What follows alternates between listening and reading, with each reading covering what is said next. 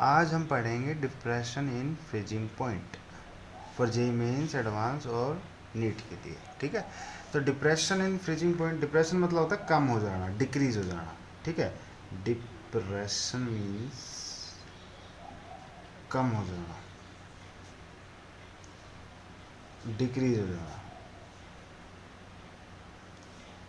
Decrease होना। ठीक है, तो डिप्रेशन इन फ्रीजिंग पॉइंट का मतलब है कि सॉल्यूशन का जो फ्रीजिंग पॉइंट होगा ना, सॉल्यूशन का फ्रीजिंग पॉइंट सॉल्वेंट से कम होगा। जैसे सॉल्वेंट का अगर 100 डिग्री सेल्सियस है फ्रीजिंग पॉइंट, तो सॉल्यूशन का 70 होगा, 60 होगा, 50 होगा। मतलब सॉल्यूशन का फ्रीजिंग पॉइंट सॉल्वेंट से कम होगा। ठीक है, ये है डिप्रेशन इन फ्रीजिंग पॉइंट का मतलब। अब इसका हम फॉर्मूला वगैरह ड्राइव करेंगे, उससे पहले हम पढ़ते हैं कि फ्रीजिंग पॉइंट क्या होता है। फ्रीजिंग पॉइंट, एफपीटी,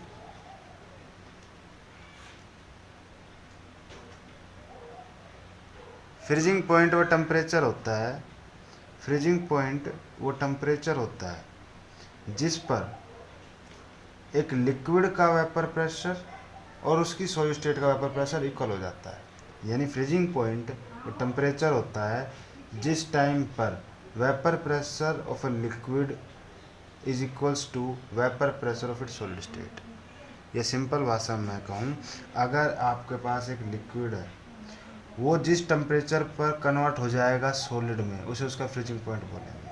ठीक है, the freezing point is the temperature at which a liquid is converted into solid state, या फिर the freezing point is the temperature at which the vapour pressure of liquid phase and vapour pressure of solid phase are equal. दोनों definition लिख देता हूँ। The temperature of a liquid at which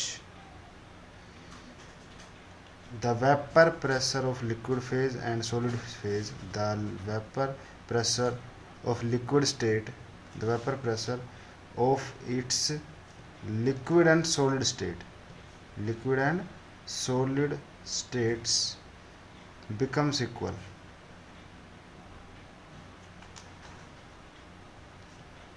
is called freezing point. वो temperature एक liquid का जिस पर उसकी सॉलिड स्टेट और लिक्विड स्टेट का वेपर प्रेशर इक्वल है, उसे बोलते हैं फ्रीजिंग पॉइंट। या वो टेम्परेचर जिस पर एक लिक्विड सॉलिड में कन्वर्ट हो जाए ना, उसे बोलते हैं freezing point. The temperature of a liquid, the temperature of a liquid, the temperature of a liquid at which liquid is converted into solid is called freezing point of that liquid। ठीक है, अब हम पढ़ते हैं depression in freezing point. भाई ये तो साफ क्लियर हो गया कि जो सॉल्यूशन है उसका फ्रीजिंग पॉइंट कम आएगा। सॉल्यूशन जो है उसका फ्रीजिंग पॉइंट कम आएगा, किससे? सॉल्वेंट से। तो अगर मान लो मैं ऐसे ही रैंडम, ये टेम्परेचर एक्सिस है, ठीक है, और ये वेपर प्रेशर एक्सिस है, मैंने मान लिया रैंडम लाइन ड्रॉ कर दी और मैंने इसे नाम दे दिया सॉल्वेंट, और ये टेम्परेचर आ गया टी नॉट एफ। अब ये टेम्परेचर था, ये सॉरी एक मिनट, शायद आपको दिख नहीं रहा हो, ये टेम्परेचर था, ये मैंने सॉल्वेंट लाइन ड्रॉ कर दी। अब यहाँ पे टेम्परेचर आएगा टी नॉट एफ, ये वेपर फ्रीजिंग पॉइंट है प्योर सॉल्वेंट का। अब अगर इससे आगे जाऊँगा तो टेम्परेचर बढ़ना है, लेकिन सॉल्यूशन का तो कम आना है सॉल्वेंट से फ्रीजिंग पॉइंट, तो उसकी लाइन उसका पॉइंट आगे आएगा या इस लाइन से पीछे आएगा? इस लाइन से पीछे आएगा। ठीक है, तो ये पॉइंट है इसका, ये टी एफ है। ठीक है, ये है सॉल्यूशन, ये क्या है? टी एफ, और ये क्या है? Delta T F, T naught F minus T F. ये वाली लाइन पूरी है टी नॉट एफ, ये है टी एफ। जब मैं टी नॉट एफ में से टी एफ घटा दूंगा तो यही तो बचेगा, और इसे बोलते हैं depression in freezing point. Delta T F is equals to में T naught F minus T F. T F क्या है? टी नॉट एफ क्या है? Freezing point, F P T of pure solvent, freezing point of pure solvent. ये क्या है? Freezing point of solution. और ये डेल्टा टी एफ का है depression in freezing point, the difference in the freezing point of solvent and solution. जब मैं solvent के फ्रीजिंग पॉइंट में से सोल्यूशन का फ्रीजिंग पॉइंट घटाऊंगा तो जो फ्रीजिंग पॉइंट आएगा उसे बोलूँगा डिप्रेशन इन फ्रीजिंग पॉइंट। जैसे सोलवेंट का फ्रीजिंग पॉइंट है 75 केल्विन, सोल्यूशन का फ्रीजिंग पॉइंट है 50 केल्विन, तो 75 माइनस 50 25, ये 25 का है depression in freezing point. The difference in the freezing point of solvent and solution, the difference in the freezing point of solvent and solution, the difference in the freezing point of solvent and solution is called depression in freezing point. The difference in the freezing point of solvent and solution, solvent के freezing point में से जब मैं solution का freezing point घटाऊंगा तो जो freezing point आएगा उसे बोलेंगे depression in freezing point, ठीक है। और ये पाया गया कि delta T F directly proportional होता है एम मोलैलिटी के। मोलैलिटी क्या होती है?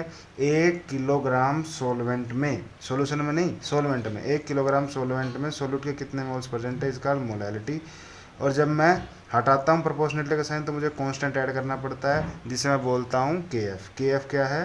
के एफ का नाम है molal depression constant, molal depression constant, ठीक है। या इसी को बोलता हूँ मैं क्रायोस्कोपिक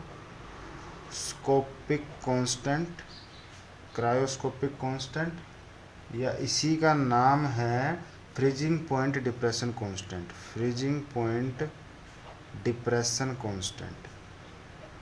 पॉइंट डिप्रेशन कांस्टेंट, ठीक है।